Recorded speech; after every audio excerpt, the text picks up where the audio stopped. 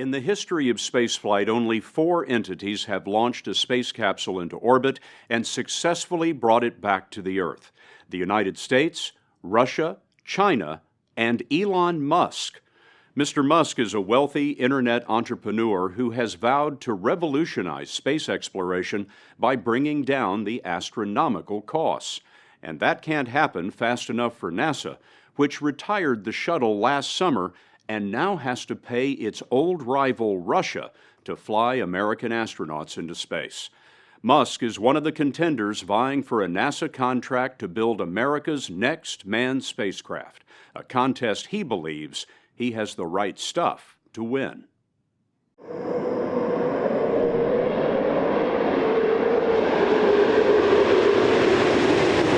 When the final shuttle mission ended last July, for the first time in 3 decades, the United States had no way to launch astronauts into space. It was the end of one era and the beginning of another.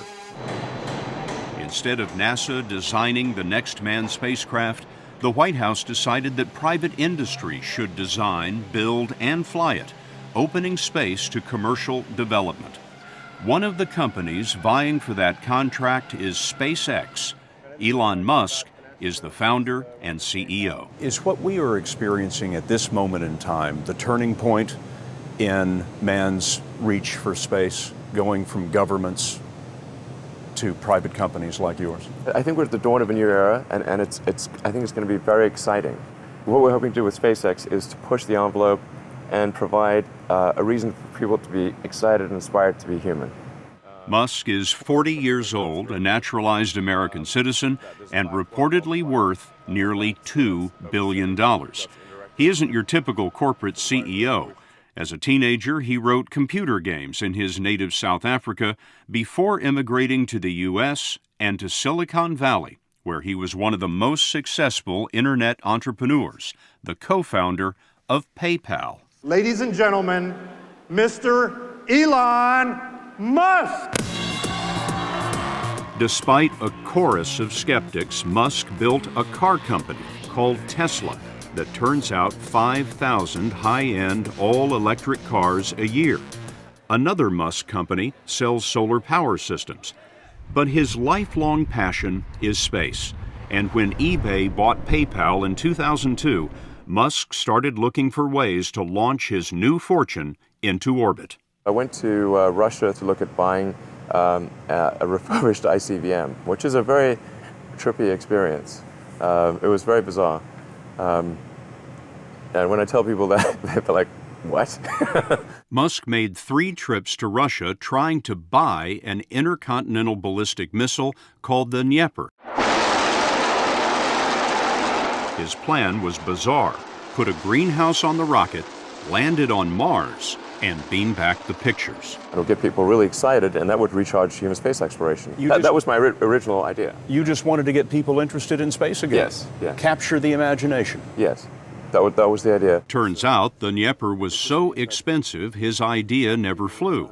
So Musk decided that the only way to get an affordable rocket was to build it himself. And he started SpaceX.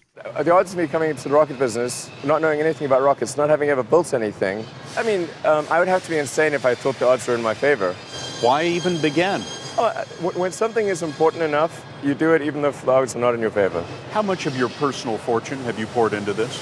$100 million. $100 million into something that you did not believe would work at the beginning? Yes. Musk truly believes that low-cost space exploration is essential to the survival of mankind. I think it's important that humanity become a multi-planet species.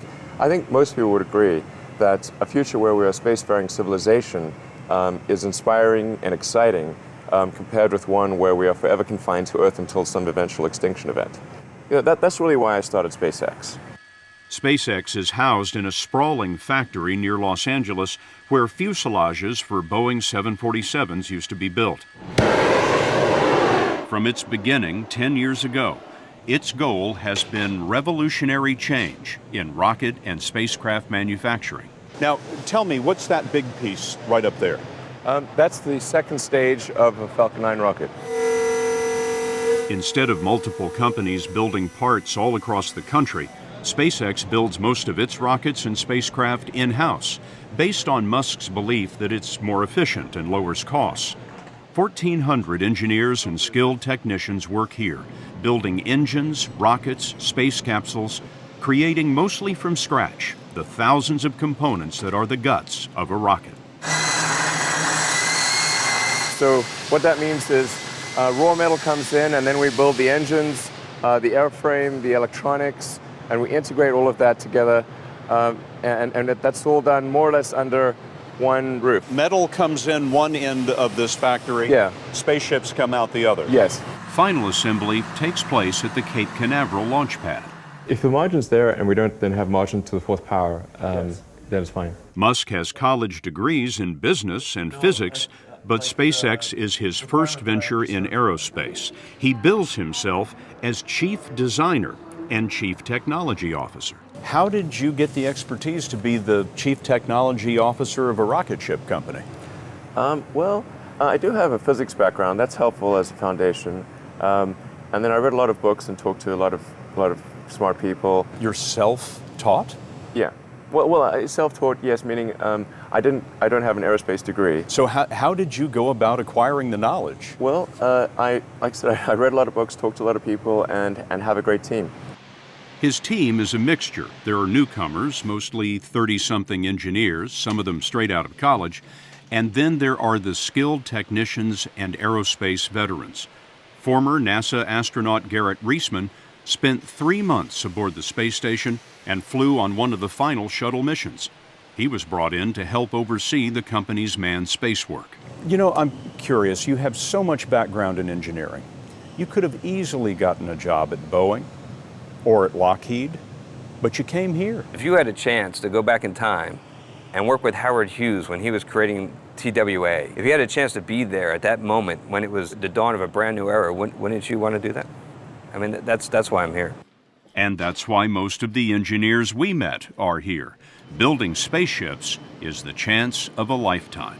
If you reach the point of having a successful manned flight, what will you have proven? We're not doing it to prove anything.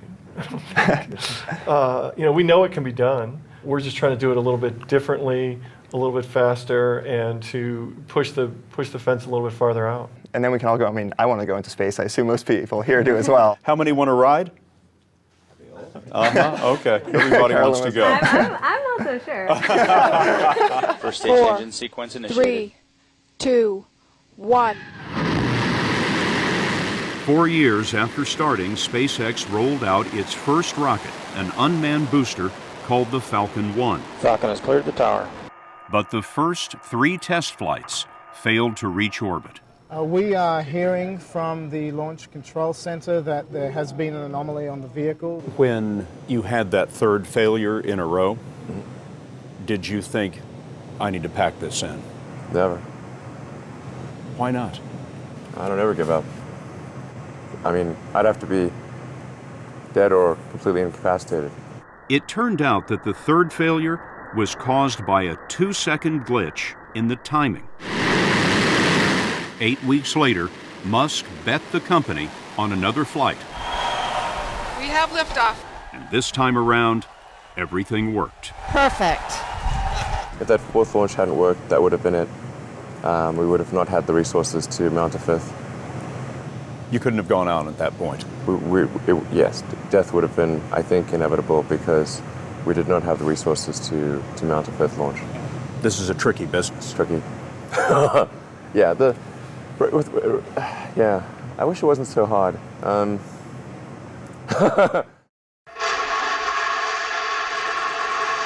In 2010, SpaceX tested a larger, more powerful 9-engine rocket called the Falcon 9 and an unmanned cargo capsule known as Dragon.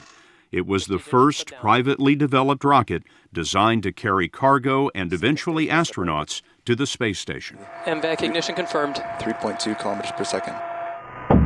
In its first test flight, the Dragon capsule performed flawlessly, orbiting the Earth twice before splashdown in the Pacific, the first time a private company had launched and recovered its own spacecraft. And this is a historic spacecraft. Yeah, it is, yeah. We came across the Dragon capsule while Musk was showing us around. Sure. You know what I noticed about your cargo ship is that it has windows. Yeah, absolutely. The windows are there in case there's an astronaut on board who wants to look out. But people don't put windows in cargo ships. That's right, exactly. So what that tells me is that this was never intended to be only a cargo ship. No, the Dragon was always designed to carry astronauts. Musk says a manned version of the Dragon capsule will be safer than the space shuttle and a lot cheaper. Engineers are already designing escape rockets, life support equipment, and computer guidance systems. They were studying seating for 7 when we were there.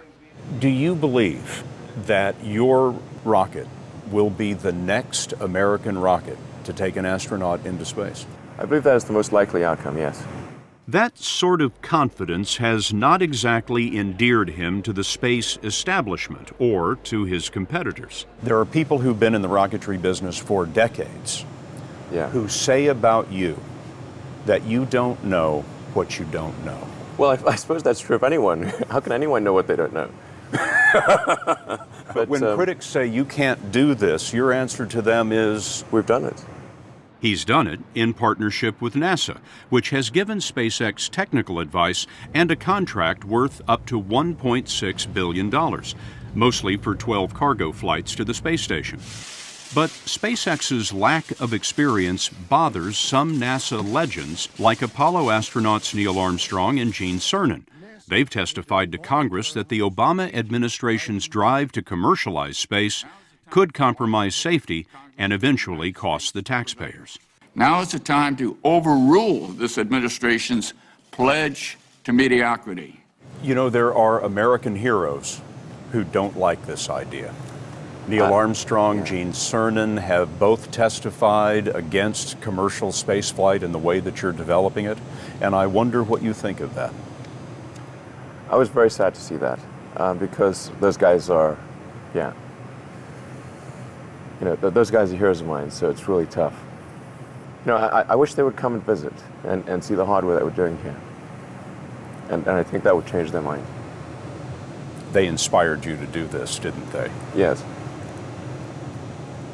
And to see them casting stones in your direction. It's difficult.